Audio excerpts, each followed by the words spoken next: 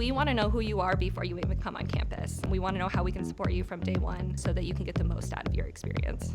What I love most about LIU is the community. I don't think I could have ever expected to find the people that I did here, whether it be my friends or my professors, or even just the staff that works here. The faculty is so welcoming, so that made it really easy for me as an international student.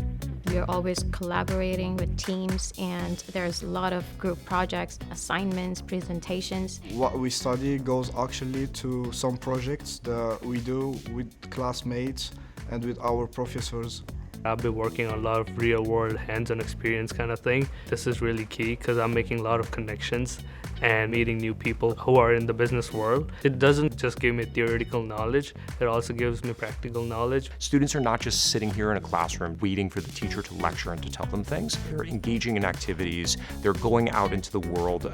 New York City is their canvas. Being in New York City opens many doors to internships, jobs. We have a lot of opportunities for hands-on experience. That's what's so exciting for me as someone who's coming from a completely different country. I have a platform to flourish, not just academically, but also to build community and to build my future career.